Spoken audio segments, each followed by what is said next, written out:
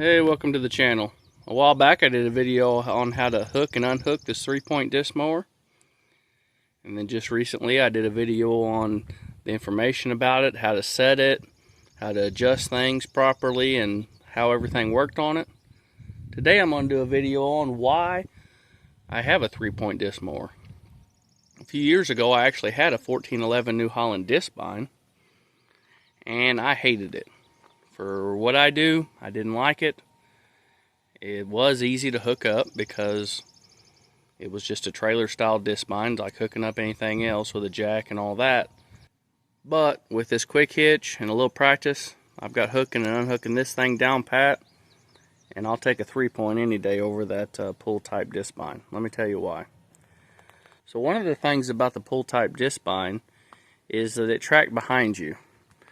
It was way back here. And when you go on uneven land, you know, like I do on hillsides, when you go on a hill like that, the disc bind would go down the hill and you'd have to adjust the hydraulics to make it track up the hill. Then you go over the hill and you go like this. Now the disc bind wants to come too close. So you were constantly looking back and you were constantly adjusting the lever to keep that disc bind in hilly land tracking correctly. Either not taking too much cut or too little. Now with this disc bind mounted to the tractor, let me show you here. Sitting here in the 4440, and I don't have near as bad a tractor neck with this thing as I did my pull type. As you see, the disc mower's right there, 90-degree view, but you don't have to look over there that much. You know what you're looking at? You're looking at your front tire because you're putting it right there beside the cut hay. That's all you got to do. I don't have to look back near as much with this. Another reason I went to a 3-point disc bind is projectiles. Disc binds are known because of the blade tip speed and everything else for throwing rocks and debris. When that mower's way back over there, how many back windows have been broken out by a pull type disc bind? Quite a few. I got lucky when I had mine, but still, a lot of things get thrown up, and I know a lot of back windows have been broken out, and guess what? A big old rock or something like that, it don't have to be the back window, it could be you. So I don't really like the idea of the mower throwing stuff at me. So I do like this. It can throw stuff into the tire, but at least that's not my head. Now being a mounted piece of equipment, that does cause some issues. But the best thing about having it mounted is there's nothing out here. There's no tires, there's nothing out here. So you can cut over ditches with this. You can cut places you cannot cut with a pull type. And that's really nice to be able to clean up around the fields, hang over ditches, and use that mower to mow out places that you just can't get in with anything that's pull type and has to run on the ground. The second biggest complaint besides hookup with a 3-point mounted mower is that you can't make a square corner very easily. With enough practice I can make a square corner, but it just changes the way I mow. With my pull type mower, I got in the habit of just going around and around the field because you could make square corners. With the 3-point, that gets old, trying to make the square corners and having the little tail sticking out. So I suffer through. I go around the field about 4 or 5 times, and then I usually just cut down through the middle of the field and start mowing on each side, hanging the mower out into what's not cut. And then if that gets too far to travel, then I break me off another land. Point of it is, instead of keeping with the oblong shape of the field, make the field match you and go straight as much as you can back and forth. I find that it's easier on me to just cut that way. Instead of going around and around, I'll just bust up to the middle of the field, make me a straight line, and work off that.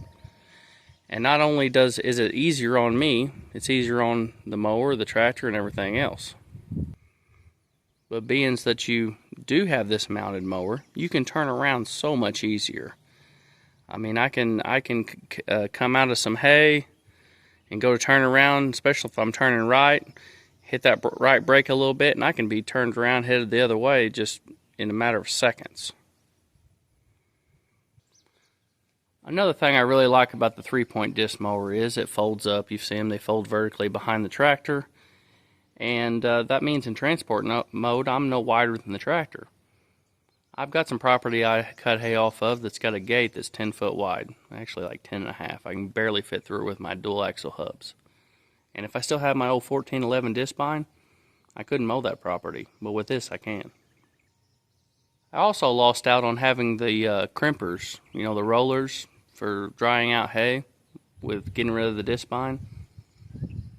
But I found that the crimpers really didn't help me that much, because that disc bind would lay it in swaths. You know, a 10-foot cut would only be, say, 5 foot wide, 6 foot wide, even with it opened all the way up. And being that this disc mower just lays it down the full width, I really haven't seen any issues with drying time. Maybe a little bit, but not enough to go back to a disc bind. Another thing I really like about the 3-point mowers is they have a breakaway. So if you hit something, that mower will break away and fall back and maybe go around the obstacle. That 1411 I hit a washout where I thought the grass was growed where it looked like it did this, and instead it did that. And I about pulled the mower sideways before I got the clutch in on the tractor. It had a pull type, does not have a breakaway. I really like having a breakaway on a mower. Another thing, simplicity and cost. I mean, this thing has a cutter bar, some belts, a gearbox. I mean, there's really nothing here. And they're cheaper. I had a 2004 1411 that was smooth wore out. I mean, it needed a lot of work. And I traded it, or sold it actually, and bought for the same money this disc mower. I looked it up one time. I think it's a 2011 or 12, something in that area. I could be wrong, but it's several years newer. It was in better shape, and like I said, it was the same money. The only real argument, which they make caddies, but the only real argument for having the 3-point disc mower mounted is that you can't transport them down the road. Say you had one tractor and you're moving to a bunch of different hay ground, and say that you wanted to pull it behind your pickup to the next field. You can't really do that. That's the argument, and that's not really an issue. Most of my stuff's local except for one farm, and I just put the disc mower on the tractor, take it to that farm, and pull the rake and the baler with the pickup. And when I'm done, I put the disc mower back on the tractor and pull it home. So that's not a big issue for me. I could see where it would be, but for me, it's not that big a deal. So let's recap. Cost, simplicity, being able to mow over ditches or rough ground that you don't have to put a tire in, and not having to look back all the time. That's the main things. Like I said, I can hook it up relatively quickly with that quick hitch. I did a video on that. If you want to look at it, I'll put it up here on how I hook and unhook in probably 5 minutes. The video, I was having problems, but I did another video on the info and details and stuff of this mower, how you adjust things, but I love it. I would not go back to a disc bind for my needs and how I run. I love this 3-point mower, and I feel like a lot of people just don't understand them or don't have the tools to make them easy. I hope you enjoyed this video and maybe got something out of it. If you did, hit that like and subscribe button and come back for more at Machinery D.